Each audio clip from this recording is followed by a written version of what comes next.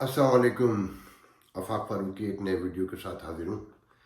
पहले तो रिक्वेस्ट करूँगा, अक्सर भूल जाता हूँ कि प्लीज़ सब्सक्राइब करें चैनल को, और हो सके अच्छा लगे तो शेयर करें। मैं कोशिश करता हूँ कि जो मैंने लर्न किया है अपनी जर्नलिज्म की लाइफ में वो आपसे शेयर कर सकूँ।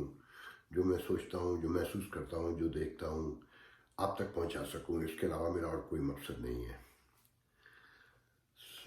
मैं आज दो तीन टॉपिक्स हैं। एक तो नवाज शरीफ की मनी ट्रेल है, एक ये जो पंजाब हुकूमत ने बिल लेकर आई है किताबों पे पाबंदी, और सहाबा कराम और ख़ातमुल नबीन की जो पाबंदियाँ लगाई जा रही हैं कि आपने क्या कैसे लिखना है, और तीसरा पाकिस्तानी मीडिया। तो पहले आता हूँ मैं उस बिल की तरफ कि जो पंजाब असम्बली ने पास किया है और कहा है कि जनाब तमाम पाकिस्तानी जब हज़रत सल्लल्लाहु अलैहि वसल्लम का नाम लिखेंगे तो आखिर में ख़ातमुन नबीन लाजमी लिखेंगे, और सहाबा कराम और जो दूसरे लोग हैं उनके जो उनका मर्तबा उसके साथ रज़ी अल्लाह ताला अन्हु और दूसरी जो चीज़ें हैं। देखिए, मैं बड़ा हैरान हूँ कि मैंने अपने पिछले किसी वीडियो में कहा था कि शायद पिछले वीडियो में कि फ़ॉरेन पॉलिसी ने जो पाकिस्तान में इज़हार राय की आज़ादी के हवाले से मीर शकील उर रहमान की गिरफ़्तारी और मतीउल्लाह जान के अगवा के हवाले से जो आर्टिकल छपा उसको पढ़ के तो मैंने उसका तज़किया ये किया था कि जैसे वो कहना चाहता हो कि ज़ियाउल हक, मुशर्रफ, अयूब खान या ये सब मिलकर इस वक्त बाजवा की रूह में बॉडी में रूह बन चुके हैं और वो इस मुल्क को कंट्रोल कर रहे हैं और इंतहा पसंदी अपने उरूज को है। तो ये उसका एक सबूत है। शिया बरादरी को हर्ट करना और उन्हें एग्रेसिव करना, वायलेंट बनाने की कोशिश है मेरे नज़दीक तो ये। और दूसरे लोगों पे भी किताब पे पाबंदी कि मैं क्या पढ़ूंगा, क्या नहीं पढ़ूंगा, क्या लिखा जाएगा, मैं क्या लिखूंगा। लेकिन सबसे पहले तो ध्यान में रखें, वो प्रोफेसर मेहदी हसन मेरे आइडियल भी हैं और बहुत ही मोस्ट लिबरल, सेकुलर माइंडेड और अमनो आश्ती के मैं दाई कहूँगा उन्हें। उन्होंने बहुत खूबसूरत बात की है कि ताकत जो है वो किताब से बहुत डरती है, इल्म से डरती है, नॉलेज से, सवाल करने से। तो यह है सच्चाई। अब अगर मैं सिर्फ इतना ही कहूँ कि वो शिया बरादरी जो ये इल्ज़ाम लगाती है कि हज़रत उमर ने दरवाजे पे लात मारा दरवाज़ा खोलने के लिए और हज़रत फातिमा ने दरवाज़ा नहीं खोला, तो वो लात से जो दरवाजे को धक्का लगा और दरवाज़ा जाके गिरा तो वो उनसे खातून को चोट लगी और वो इसी बीमारी में, इसी चोट से उनका इंतकाल हो गया। तो वो हज़रत उमर को रज़ी अल्लाह ताला अन्हु कहेंगे, या जंगे जमल की जो कहानी है उसके बाद हज़रत आयशा को वो लोग रज़ी अल्लाह ताला अन्हु कहेंगे। देखें, मज़ाहिब, फ़िरक़े, नज़रियात, ये लोगों के अपने अपने होते हैं। मैं जिस मुल्क में रहता हूँ मुझे आज तक किसी ने नहीं पूछा कि आप मुसलमान हैं, आप कौन हैं। वो मेरा क्रेडिट स्कोर देखते हैं, मेरा लेन देन देखते हैं और मुझे डील करते हैं। ये जो मगरिब है ना, ये वजह मरकज़ की तरक्की सिर्फ इसीलिए है कि वो इंसानों को उनके दुनियावी किरदार से पहचानती है कि वो कितने पुरअमन हैं, वो कितने हम्बल हैं, कितने ह्यूमनिस्ट हैं, और वो रियासती क़वानीन की कितनी पाबंदी करते हैं। इससे हटकर उनका कोई लेना देना नहीं होता, और रियासतें लोगों के मज़ाहिब, फ़िरक़े और तकरीम तय नहीं करती हैं कि किसको कितनी तकरीम देनी है। ये रियासतों का काम नहीं। जो रियासतें ये करती हैं वो दरअसल लोगों के तज़ादात को उभार कर उन्हें लड़वा कर इज्तिमाइयत पैदा होने से रोकना चाहती हैं कि वो लोगों के मसाइल हल करने में दिलचस्पी नहीं रखती, और ख़तरा होता है उन्हें कि अगर ये लोग जमा हो गए, कहीं गैदर हो गए, तो ये मुतालबात पेश करेंगे और रियासत पर दबाव बढ़ेगा कि वो उनके मसाइल हल कर सकें। मिसाल के तौर पे आपने देखा कराची पूरा बह गया, आपने देखा कि इलेक्ट्रिक वहाँ क्या कर रही है, या पूरे पंजाब में हर जगह लोड शेडिंग है। وہ لوڈ شیڈنگ جو کہتے تھے نواز شریف نے ختم کر دی، گو کہ وہ انتہائی مہنگی قیمت پہ کی تھی کہ عام آدمی بل دے ہی نہیں سکتا۔ وہ جو چوری کی جو کہانی آپ سنتے ہیں نا، وہ پاکستان میں ختم ہی نہیں ہو سکتی۔ اس کی وجہ یہ ہے کہ 50% تو بلو دا پاورٹی رہتی ہے۔ وہ پیسے کہاں سے دے گی جس کی تنخواہ 15,000 ہے، بل 10,000 روپے آئے گا صرف بجلی کا؟ یہاں جو میں جس گھر میں رہتا ہوں نا، اس کا بجلی گیس پانی کا سب کا بل مہینے کا $400 سے، بجلی گیس پانی اور بھی چھوٹی موٹی لائبلٹیز ہیں اس کے ساتھ، وہ سب جو ہے نا جس میں گاربیج اٹھانا سب شامل ہے، کہ وہ $400 سے اوپر کا نہیں آتا۔ اگر خالی میں بجلی کا بل دیکھوں تو وہ $200 سے نہیں آتا، اور جو لوگ چھوٹے گھروں میں رہتے ہیں، اپارٹمنٹس میں رہتے ہیں، وہ $100 سے زیادہ نہیں دیتے، کہ وہ لوگ جو $4,000 مہینہ کماتے ہیں تو وہ $100 بجلی کا بل دیتے ہیں۔ آپ کے لوگ 15,000 روپے کماتے ہیں اور 10,000 روپے بجلی کا بل دیتے ہیں۔ تو یہ ریاست جو ہے آپ کی، یہ آپ کے مسائل حل کرنے میں ناکام ہو چکی ہے، تو اس لیے اب وہ آپ لوگوں کو لڑانا چاہتی ہے۔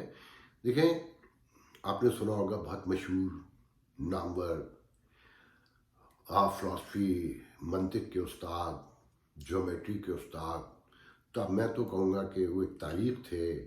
ان کی زندگی جو ہے برٹرینڈ رسل برطانیہ کے، انہوں نے اپنے آخری انٹرویو میں ان سے پوچھا کہ آپ دنیا کے عوام کے لیے کیا میسیج دیں گے؟ تو انہوں نے کہا میں 2 میسیج دوں گا، کہ وہ لوگ جو چیزوں کو، باتوں کو ریسرچ کرتے ہیں، فائنڈ آؤٹ کرنا چاہتے ہیں، تو وہ حق اور سچ کے ساتھ کھڑے رہیں، حقائق کے ساتھ کھڑے ہوں۔ ہو سکتا ہے کہ ان کا ایمان اسے روکے، ان کا عقیدہ انہیں روکے، یا ان کا کوئی بینیفٹس انہیں جو فائدہ ہے انہیں جو نظر آتا ہو وہ روکے، مگر بہتر یہ ہے کہ وہ سچ کے ساتھ کھڑے ہوں اگر اس دنیا کو پرامن رکھنا ہے۔ پھر دوسرا انہوں نے کہا کہ محبت بانٹیے، کہ محبت بانٹنا عقل مندی ہے اور نفرت بانٹنا حماقت ہے، کہ سکڑتی دنیا میں برداشت ہے جو لوگوں کے درمیان امن، خوشحالی اور ترقی کی ضمانت ہے۔ گو کہ ہمیں بہت سے لوگوں کے لہجے، ان کے نظریات، ان کی باتیں، ان کا انداز پسند نہیں آئے گا، مگر برداشت وہ صدقہ جاریہ ہے جو ہماری زندگی کی امن، سکون، ترقی اور خوشحالی کی ضمانت ہے۔ تو برداشت کرنا سیکھیے۔ ہر آواز، ہر لہجہ ہمیں پسند نہیں آتا، ہماری زندگی مطابق زندگی نہیں گزرتی۔ ہم بہن بھائی جو ایک تربیت میں رہتے ہیں، ایک گھر میں پیدا ہوتے ہیں، ایک ماحول میں اچھے برے میں جیتے ہیں، مرتے ہیں، ساتھ رہتے ہیں، ان کے نظریات آپس میں نہیں ملتے۔ تو ایک ہجوم سے یہ توقع کرنا لاکھوں میں، کروڑوں میں، کہ وہ آپ کے نظریات سے اور آپ کی باتوں سے میچ کرے گا، تو یہ جو آپ کی حکومت کر رہی ہے، یہ آپ کو لڑانے کے لیے کر رہی ہے، تاکہ آپ کے درمیان اجتماعیت پیدا نہ ہو سکے، آپ گیدر نہ ہو سکیں، اپنے حقوق کے لیے آواز بلند نہ کر سکیں، یا آپ کا دم گھوٹ دینا چاہتی ہے۔ تو اس پہ آپ لوگ غور کریں کہ آپ نے اپنی زندگی کیسے گزارنی ہے۔ کسی کو کیا مطلب ہے کہ میں کس کو پسند کرتا ہوں، کس کو نہیں پسند کرتا ہوں، میں کس نبی کو مانتا ہوں اور کس کو میں نہیں مانتا ہوں۔ یہ ریاست کے کام نہیں ہوتے ہیں لوگوں کے مذاہب طے کرنا۔ جو ریاستیں لوگوں کے مذاہب طے کرتی ہیں وہ ایسے ہی ہوتی ہیں جو آپ کے یہاں ہے، کہ احسان اللہ احسان تو سینکڑوں ہزاروں لوگوں کو مار کر ٹرکی میں بیٹھا عیش کر رہا ہو، اور عام آدمی کو اس لیے اندر کر دیا جائے کہ اس نے خاتم النبی نہیں لکھا۔ میں یقین کریں، مجھے بہت حیرانی ہوتی ہے کہ وہ عمران خان جو کہتا تھا کہ میں مغرب کو سمجھتا ہوں سب سے زیادہ، میں نے مغربی جمہوریت کو سب سے زیادہ انڈرسٹینڈ کیا ہے، آج وہ کیا حرکتیں کر رہا ہے۔ آئیے میں دوسری طرف آتا ہوں۔ آج آپ نے خبر دیکھی ہوگی جیو پر، کہ وہ کمپنی جس نے نواز شریف فیملی کے جو ایسٹس ہیں وہ پروف کیے برطانیہ میں کہ یہ ناجائز پیسوں سے خریدے گئے، ایون فیلڈ وغیرہ جو بھی ہے، اور اس کی جو فیس بنتی تھی وہ ہماری حکومت نے پے نہیں کی، ان سے ڈاکومنٹ سارے لے لیے۔ پچھلے دنوں جب برطانیہ کی کورٹ میں، یہ چھپا ہوا ہے، یہ نیوز میں واجد علی سید کی سٹوری ہے جو لاسٹ 1 ایئر سے چھپ رہی ہیں، 3-4 ڈفرینٹ سٹوریز آپ دیکھیں گے، کہ اس میں بتایا گیا کہ کورٹ نے ایکسیپٹ بھی کر لیا کہ یہ سارے ناجائز پیسوں سے خریدی گئی ہیں، تو حکومت پاکستان نے کہا کہ یہ اب ہمارے حوالے کی جائیں۔ تو وہ کمپنی، میرے ذہن میں اتفاق سے بھی اس کا نام نہیں آ رہا، آج یہ خبر آپ نے دیکھیے گا، جنگ میں، جیو میں، نیوز میں سب میں خبر چھپی ہوئی واجد علی سید کی، تو یہ اب عدالت میں وہ کمپنی گئی، اس نے کہا کہ ایوان فیلڈ جب یہ طے ہو گیا ہے کہ یہ ناجائز پیسوں سے خریدے گئے ہیں، گورنمنٹ پاکستان کو دینا ہے، تو یہ ہمیں او کرتے ہیں $33 ملین، تو یہ ہمیں دی جائے اس کے عوض جو یہ پیسے وہ کرتے ہیں۔ عدالت نے، میں بہت شارٹ بتا رہا ہوں، عدالت نے حکومت پاکستان کو پابند کیا کہ یہ پیسے 1 مہینے میں دیں، اگر آپ یہ پیسے نہیں دیں گے تو $10 ملین منتھلی آپ پر پینلٹی بھی ہوگی۔ اس واقعے کو بھی 6 ماہ گزر گئے۔ 60 ملین کی تو پینلٹی ہے اور 33 ملین اوریجنل ہے، یہ $93 ملین بنتے ہیں۔ پھر اس دوران اسی کمپنی نے یہ بھی ڈگ آؤٹ کر لیا کہ نواز شریف کے $1 بلین سے زیادہ جو ہے نا برطانیہ کے بینکوں میں موجود ہے۔ تو ٹکا، آپ کو یاد ہوگا کہ پچھلے دنوں جب یہ میچ ہوا تھا پاکستان کا لاسٹ ایئر، باجوہ صاحب گئے تھے وہاں، تو انہوں نے ملاقات کی اس کمپنی سے، ان کا کہ ہمارے پاس ساری ثبوت ہے۔ تو باجوہ صاحب نے ان سے کہا کہ ایسا ہے کہ آپ وہ ثبوت ہمیں دے دیجئے اور جو پیسے آپ کو چاہیے ہم سے لے لیجئے، جو اس میں شیئر جو آپ کو چاہیے۔ تو انہوں نے کہا کہ ہم اینٹی کرپشن کمپنی ہے، ہم کرپشن کے خلاف کام کرتے ہیں، ہم کرپشن نہیں کرتے، آپ ہمیں کرپشن کرنے کے لیے کہہ رہے ہیں۔ تو وہ معاملہ وہاں رکا ہوا ہے۔ اب میں یہاں ایک دلچسپ بتاتا ہوں، ایک دوسرے اخبار نے اسی سٹوری پہ کام کیا اور ایک یہ سٹوری ساری نکالی، جب یہ $1 بلین والی ساری کہانی اور اپنے اخبار کو جمع کرائی، تو اخبار نے اپنے انگلینڈ کے ایک رپورٹر کو وہ خبر دی کہ اسے کنفرم کرو، تو اس نے خبر کو کنفرم کرنے کے بجائے کیا کیا کہ اس کمپنی کو مطلع کر دیا کہ آپ کے خلاف یہ خبر آ رہی ہے آپ کے یہ انفارمیشن کے حوالے سے، اور ساتھ میں اس خبر کا جو کانٹینٹ ہے وہ نواز شریف فیملی کو بھی پرووائڈ کر دیا اور خبر نہیں چھپی۔ Can you believe it? میں ابھی پچھلے دنوں جب میڈیا کے حوالے سے، اس کی ادارے رائے کے حوالے سے اور آزادیوں کے حوالے سے میڈیا کی جو گفتگو میں ویڈیوز پہ کرتا رہا ہوں، شکیل الرحمان کی اسیری کے حوالے سے، تو مجھے بہت گالیاں پڑتی رہیں۔ میں بڑا حیران ہوتا تھا کہ اتنے بڑے پیمانے پہ لوگ خلاف ہیں، مگر مجھے اب اندازہ ہوا کہ دیکھیں یہ ڈوئل کام نہیں ہو سکتا کہ ایک طرف آپ حکومتی پالیسیوں پہ تنقید کریں، جہاد کریں اور کہیں کہ ہم لڑ جائیں گے، اڑ جائیں گے اور مر جائیں گے مگر سچ بولیں گے، مگر دوسری طرف آپ کے رپورٹرز، آپ کے درمیان درجنوں میں اور واقعات بھی سنا سکتا ہوں۔ اور ساتھ میں مجھے ایک ریٹائرڈ آرمی افسر ہیں جو مجھ سے بہت چیٹ کرتے رہتے ہیں میرے واٹس ایپ پہ، اور ہمارے درمیان بہت ہی نفیس وے میں اور بہت سوفسٹیکیٹڈ لڑائی رہتی ہے نظریاتی۔